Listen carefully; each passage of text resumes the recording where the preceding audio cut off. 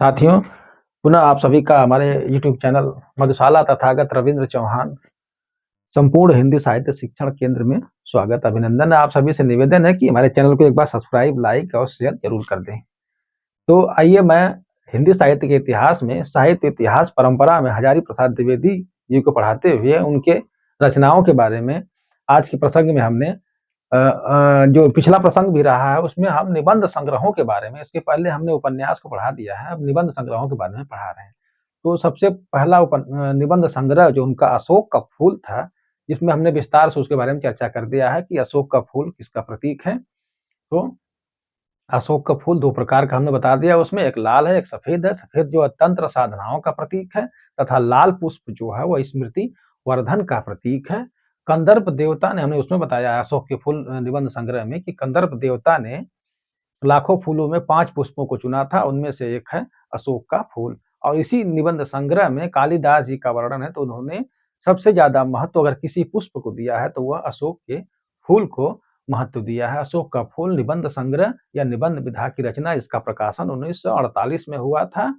और हमने उसमें और बताया आपको कि यह भारतीय संस्कृति सभ्यता का जो भारतीय जो इतिहास, गौरवशाली इतिहास रहा है, उसका उसका चिंतन इसमें किया गया है। किसमें? अशोक के फूल में। और जो अशोक का फूल है यह प्रतीक है किसका? सामंतवादी जो सामंती व्यवस्था रही है उसकी जो परिवर्ती या शुद्ध रूप रहा है, उसका प्रतीक अशोक का फूल। ये हमने अशोक के फूल में बता दिया, इसका हमने थोड़ा सा चर्चा कर दिया ताकि आपका रिवीजन हो जाए। ठीक है, अब अगला इनका जो उनका निबंध संग्रह है वो, उसके बारे में आइए मैं लिख लिख करके एक एक करके बताते जाता हूँ, इसको नोट करते जाइएगा। तो अगला इनका है निबंध संग्रह कल्पलता। पहला इनका अशोक का फूल था, दूसरा इनका निबंध संग्रह कल्पलता। कल्पलता निबंध संग्रह का प्रकाशन इन्होंने 1951 ईस्वी में प्रकाशन करवाया था। यह राजकमल प्रकाशन ने इसको प्रकाशित किया था। ठीक है, इस कल्पलता निबंध संग्रह में कुल 19 निबंध संग्रहित हैं। ठीक है, ये 19 निबंधों का संग्रह है कल्पलता संग्रह। तो आइए हम विस्तार से इसके बारे में लिख लिख करके बता देते हैं, एक एक करके इनके निबंधों के बारे में जो बचे खुचे हैं सभी के बारे में चर्चा कर देते हैं। तो इनका दूसरा निबंध संग्रह है कल्पलता। ठीक है, कल्पलता। कल्पलता निबंध संग्रह का प्रकाशन सन 1951 ईस्वी में हुआ था। 1951 ईस्वी में राजकमल प्रकाशन ने किया था। राजकमल प्रकाशन। ठीक है, यह राजकमल प्रकाशन यानी राजकमल प्रेस में यह प्रकाशित हुआ था आचार्य हजारी प्रसाद द्विवेदी का। तो पूछता है कि कल्पलता जो है यह किस विधा की रचना? तो यह कल्पलता निबंध विधा की रचना है या निबंध संग्रह है। इसका प्रकाशन 1951 ईस्वी में हुआ था। राजकमल प्रकाशन ने इसे प्रकाशित कराया था कल्पलता को। कल्पलता में कुल 19 निबंध संग्रह है। ठीक है, 19 निबंधों का संग्रह, निबंधों का संग्रह है। ठीक है, कल्पलता जो निबंध संग्रह है कुल 19 निबंधों का संग्रह है। ठीक है, इसके बारे में विशेष कुछ नहीं पूछता, जो पूछता है इतना ज्यादा से पूछता है कल्पलता किसका है, हजारी प्रसाद द्विवेदी का है, या कल्पलता किस विधा की रचना? तो यह निबंध संग्रह विधा की रचना है। कल्पलता का प्रकाशन 1951 इसमें सीरियल लगाने के लिए देता है, या किस प्रकाशन द्वारा प्रकाशित हुआ था? राजकमल प्रकाशन द्वारा। अगला बनेगा प्रश्न, इसमें कितने निबंधों का संग्रह है? कल्पलता में कुल 19 निबंधों का संग्रह है कल्पलता।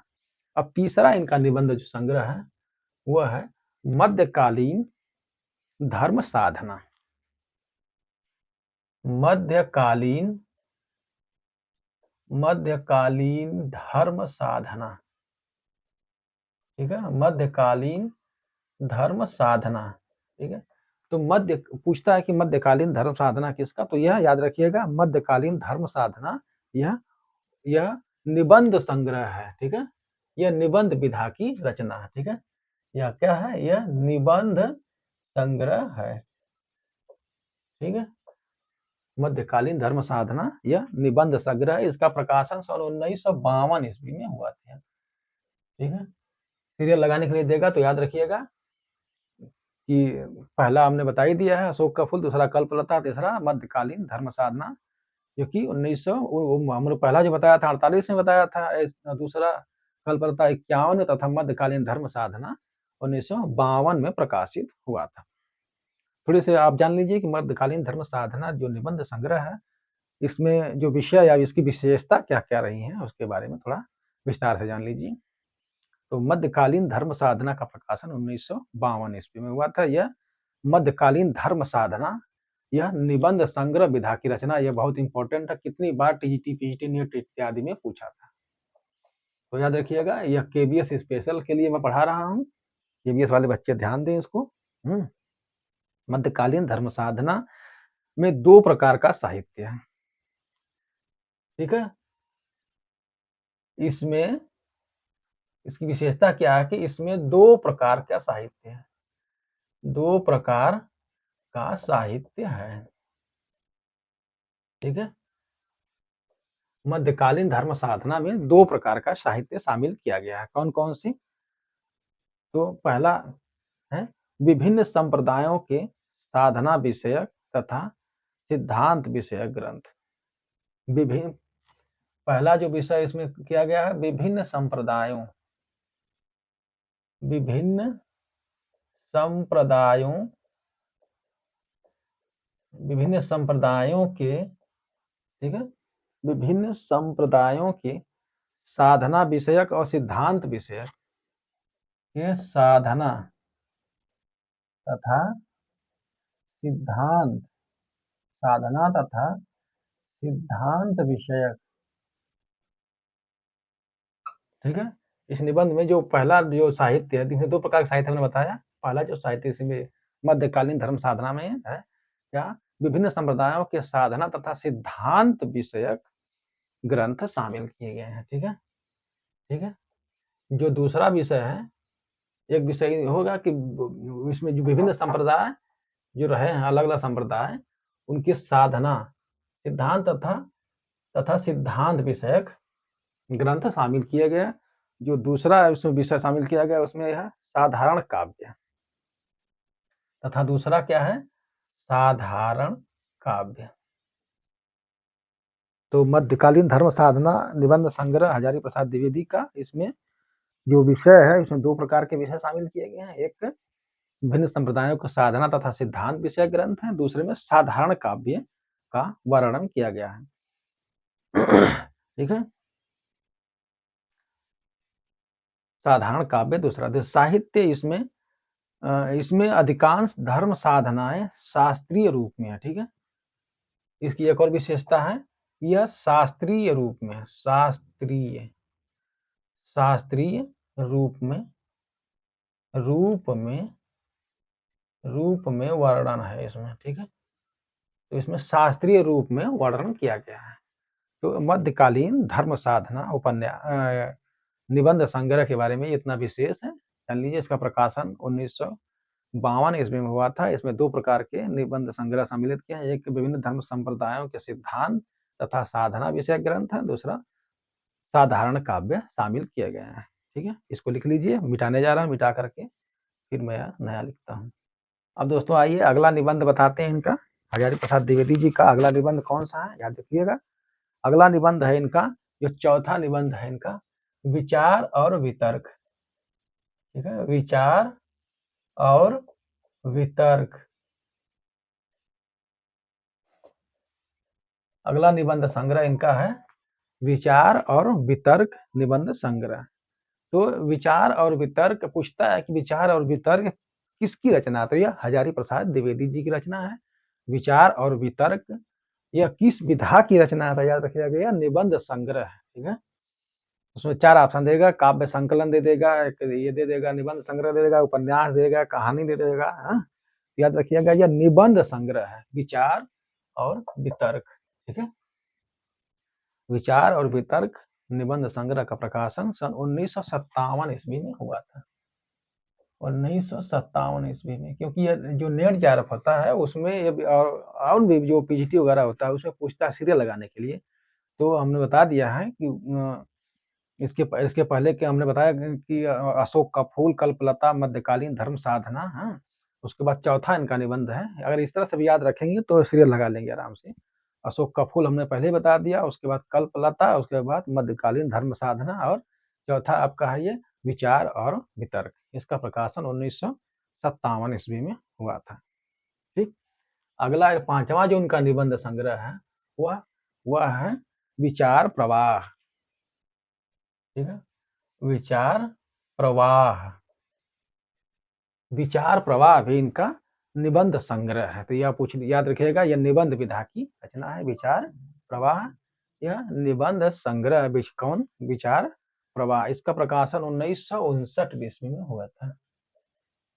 इसलिए बता रहा हूँ कि ये देखिए 57 के बाद 59, सीरियल अपने आप लग जाएगा। इसको पढ़े रहेंगे तो आपको पकड़ने में आसानी होगी। विचार और वितर्क 1957 ईस्वी में, विचार प्रवाह 1959 ईस्वी में प्रकाशित हुआ था। उसके बाद इनका छठवां अनुबंध संग्रह है कुटज। बाद में मैं इनके बारे में थोड़ा विस्तार से पढ़ाऊंगा, अभी मैं आपको लिखवा दे रहा हूँ। तो इनका अगला जो छठवां निबंध संग्रह है वह है कुटज। ठीक है। कुटज एक घास है, इसके बारे में बताऊंगा मैं, उन्होंने कैसे कुटज लिखा था, कुटज का विस्तृत वर्णन मैं करूंगा। तो कुटज का इन्होंने 1964 ईस्वी में प्रकाशन करवाया था। 1964 ईस्वी में प्रकाशित हुआ था। ठीक है। जो कुटज निबंध संग्रह है, याद रखिएगा, बार बार बोल रहा हूँ इसलिए कि याद आ जाएगा, सुनिए, बहुत जरूरी है सुनना। 1964 ईस्वी में, ठीक है, निबंध संग्रह है। कुटज किस विधा की रचना है दे देगा तो आप मार्क चले आएंगे। क्या उपन्यास भी मार सकते हैं, कहानी भी मार सकते हैं, काव्य भी मार सकते हैं, तो काव्य संकलन भी दे सकता है। लेकिन यह क्या है, याद रखिएगा, यह एक कुटज जो है वह एक निबंध संग्रह है। तो इनका फिर से सीरियल बता देता हूँ, याद रखिएगा। अशोक का फूल, कल्पलता, मध्यकालीन धर्म साधना, विचार और वितर्क, विचार प्रवाह, कुटज। ठीक है, ये सीरियल लग जाएगा। और इनका छठवां ये हो गया। सातवां इनका ये निबंध संग्रह कौन सा है, आलोक पर्व। ठीक है, आलोक पर्व। आलोक पर्व क्या है, यह विशेष महत्व रखता है, आलोक पर्व। तो आलोक पर्व के बारे में थोड़ा मैं विस्तार से आपको बता देता हूँ, इतना लिख लीजिए। फिर इसके बाद मैं अभी आपको बताता हूँ आलोक पर्व की विशेषताओं के बारे में। तो आइए दोस्तों, आलोक पर्व के बारे में विस्तार से आपको बता देता हूँ। मिटा कर मैंने लिख दिया है आलोक पर्व। आलोक पर्व का ये क्या पूछता है कि आलोक पर्व किस विधा की रचना है। तो याद रखिएगा, आलोक पर्व जो है यह निबंध विधा की रचना है। इसका प्रकाशन 1972 ईस्वी में हुआ था। ठीक है, याद रखिएगा कि आलोक पर्व सबसे बाद में आया था। तो अगर सीरियल लगाने के लिए देता है उसमें आलोक पर्व का सबसे बाद में, तो याद रखिएगा, तो आप अंदाजा लगा लीजिएगा कि आलोक पर्व को हमने सबसे बाद में बताया है, इसलिए आलोक पर्व सबसे बाद में आएगा। यहाँ से भी आप सीरियल लगाना पकड़ लेंगे। ठीक है, तो आलोक पर्व जो निबंध संग्रह है इसका प्रकाशन 1972 ईस्वी में हुआ था। इसकी एक और विशेषता यह है कि इसी आलोक पर्व निबंध पर 1973 ईस्वी में, आलोक पर निबंध पर ही 1973 ईस्वी में, ठीक है, हजारी प्रसाद द्विवेदी को साहित्य अकादमी पुरस्कार दिया गया था। साहित्य अकादमी, ठीक है, अकादमी पुरस्कार पुरस्कृत। ठीक है, ठीक है। तो आलोक पर्व जो है यह निबंध विधा की रचना, इसका प्रकाशन 1972 में हुआ तथा 1973 ईस्वी में हजारी प्रसाद द्विवेदी को इसी उपन्यास के लिए, इसी निबंध संग्रह के लिए साहित्य अकादमी पुरस्कार के सम्मान से सम्मानित किया गया था। किसमें, 1973 ईस्वी में। पूछ देगा इस तरह के 1973 ईस्वी का साहित्य अकादमी पुरस्कार किसको दिया गया था, हजारी प्रसाद द्विवेदी को। या ऐसे पूछ देगा कि हजारी प्रसाद द्विवेदी की कौन सी रचना है जिस पर इन्हें साहित्य अकादमी पुरस्कार दिया गया था। तो आलोक पर्व निबंध है, जिस पर आलोक पर्व निबंध पर ही जिसका प्रकाशन 1972 ईस्वी में करवाया था हजारी प्रसाद द्विवेदी ने। और आलोक पर्व निबंध पर ही हजारी प्रसाद द्विवेदी को उसके अगले साल 1973 ईस्वी में साहित्य अकादमी पुरस्कार के सम्मान से सम्मानित किया गया था। तो आलोक पर्व निबंध संग्रह के लिए साहित्य अकादमी पुरस्कार किसको दिया, हजारी प्रसाद द्विवेदी को दिया गया था। साहित्य अकादमी पुरस्कार यह 1973 ईस्वी में हजारी प्रसाद द्विवेदी को दिया गया था। इस उपन्यास में कुछ विशेषता जो खास है उसके बारे में मैं बाद में पढ़ाऊंगा। जब इसको पहले मैं पढ़ा लेता हूँ पूरा, तो एक एक करके आलोक पर्व के बारे में बता दूंगा। आलोक पर्व निबंध संग्रह में जो उसकी विशेषता क्या है, तो इतना याद रखिएगा, निबंध संग्रह इनका आलोक पर्व निबंध संग्रह, इसी पर इनको हजारी प्रसाद द्विवेदी को साहित्य अकादमी पुरस्कार दिया गया था 1973 ईस्वी में। तो आलोक पर्व निबंध, सबसे पहले कि आलोक पर्व किस विधा की रचना थी? यह निबंध संग्रह विधा की रचना है। आलोक पर्व का प्रकाशन कब हुआ? 1972 में हुआ था। किस निबंध पर हजारी प्रसाद द्विवेदी को साहित्य अकादमी पुरस्कार दिया गया था? तो आलोक पर्व निबंध संग्रह के लिए, जिसका प्रकाशन 1972 में हुआ था, उसके अगले साल 1973 ईस्वी में आचार्य हजारी प्रसाद द्विवेदी को साहित्य अकादमी पुरस्कार के सम्मान से सम्मानित किया गया था। किस पे? आलोक पर्व निबंध संग्रह के लिए। ठीक है। इसके अलावा इनकी और भी निबंध संग्रह कौन कौन से रहे हैं उसके बारे में आप लोग जान लीजिए। विष के दंत, जो साधारण निबंध रहे हैं, ये बहुत तगड़े निबंध रहे हैं जो कि बहुत प्रसिद्ध हैं। बाकी साधारण निबंध ये हैं। विष के दंत, इनकी रचना रही है विष के दंत। कल्पतरु, कल्प, एक कल्प वृक्ष होता है, उसी को तरु कहा, मतलब तरु मतलब वृक्ष है। कल्प तरु, ठीक, कल्प तरु, गतिशील चिंतन, गतिशील चिंतन, ये भी इनका निबंध संग्रह रहा है। साहित्य सहचर, साहित्य सहचर, ये भी इनका निबंध संग्रह रहा। किसका? हजारी प्रसाद द्विवेदी का। विष के दंत, कल्पतरु, गतिशील चिंतन, साहित्य सहचर, ठीक है, साहित्य सहचर हो गए। लिखते जाइए। नाखून क्यों बढ़ते हैं? नाखून क्यों बढ़ते हैं? याद रखिएगा, नाखून क्यों बढ़ते हैं। यह बहुत इंपॉर्टेंट उपन्यास निबंध संग्रह रहा है हजारी प्रसाद द्विवेदी का। तो निबंध में नाखून क्यों बढ़ते हैं उन्होंने बताया, हजारी प्रसाद द्विवेदी ने, कि मनुष्य अभी भी इतना पढ़ लिख गया है, इतना सब कुछ सीख गया है, फिर भी उसके अंदर, मनुष्य के अंदर जो नाखून है उसका प्रतीक है कि वह अभी भी वो बर्बर है, वो असभ्य है। बस उसके अंदर वो चीजें लुप्त रूप में समाहित हैं। मौका आने पर वो बाहर आ जाता है। जैसे कि नाखून को काट दीजिए, अगर दोबारा ना काटें तो वो फिर बाहर आ जाता है। उसी प्रकार से मनुष्य किस प्रकार से कितना कितना खतरनाक रहा है या जंगली या बर्बर रहा है, वही नाखून का प्रतीक उन्होंने बताया है। ठीक है। तो नाखून क्यों बढ़ते हैं, यह निबंध विधा की रचना है, जिसमें हजारी प्रसाद द्विवेदी ने नाखून को संस्कृति सभ्यता का प्रतीक, यानी मनुष्य की क्रूरता का, मनुष्य की जो जंगलीपन मनुष्य के अंदर कर रहा है, उसका प्रतीक उन्होंने नाखून को बताया कि नाखून क्यों बढ़ते हैं।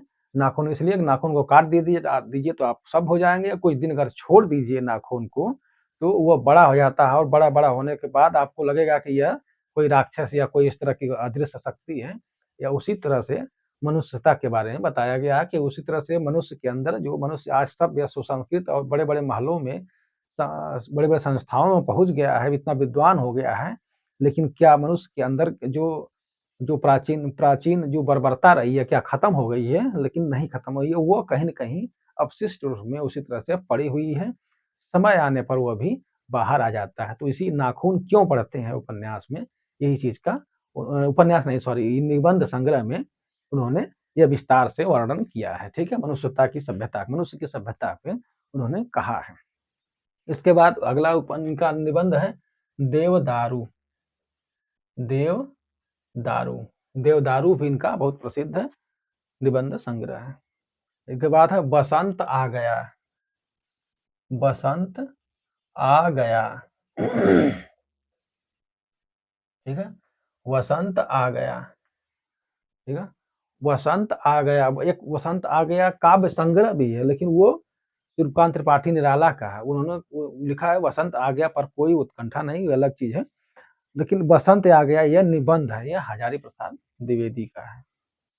वर्षा घनपति से श्याम घनपति तक, अगला है वर्षा घनपति से श्याम घनपति,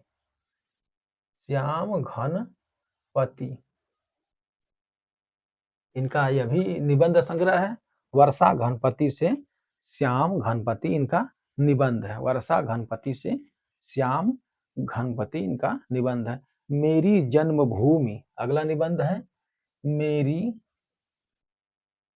मेरी अगला इनका निबंध है हजारी प्रसाद द्विवेदी का, मेरी जन्मभूमि हजारी प्रसाद द्विवेदी का अगला निबंध है मेरी जन्मभूमि। ठीक है, मेरी जन्मभूमि। अगला है इनका घर जोड़ने की माया, घर जोड़ने की माया। ठीक, यह इनके महत्वपूर्ण निबंध संग्रह और निबंध रहे हैं, इनके बारे में हमने विस्तार से चर्चा कर दिया है। तो दोस्तों, आज के प्रसंग में यह जो हजारी प्रसाद द्विवेदी जी की जो रचनाओं के बारे में बता रहा हूँ, उनकी रचनाओं में मैं पहला उपन्यास के बारे में बताया था और दूसरा पार्ट जो हमने चलाया उसमें निबंध संग्रहों के बारे में बताया। तो निबंध संग्रहों में कुछ लंबे हो रहे थे, इसलिए मैंने 2 भाग में कर दिया। तो पहला निबंध संग्रह हमने आपको अशोक के फूल के बारे में बता दिया। उसके बाद जो अगले पार्ट में हमने बताया कल्पलता निबंध संग्रह, मध्यकालीन धर्म साधना निबंध संग्रह, विचार और वितर्क निबंध संग्रह, विचार और प्रवाह निबंध संग्रह, कुटच तथा आलोक पर्व। लास्ट में हमने आलोक पर्व बताया। आप सभी से अनुरोध करता हूँ, एक बार हमारे चैनल को लाइक, सब्सक्राइब, शेयर जरूर कर दें और खासतौर से केबीएस वाले विद्यार्थी इसको जरूर बार-बार देखते जाएं। ठीक है, इसमें से पक्का 1-2 प्रश्न फंसना है। अगली वीडियो में मिलते हैं। ठीक है, हजारी प्रसाद द्विवेदी जी की वीडियो रहेगी। हजारी प्रसाद द्विवेदी जी ने जो आलोचनाएं लिखी हैं, उस आलोचनाओं के बारे में आपको हम विस्तार से बताएंगे। तो मिलते हैं, तब तक के लिए नमस्कार।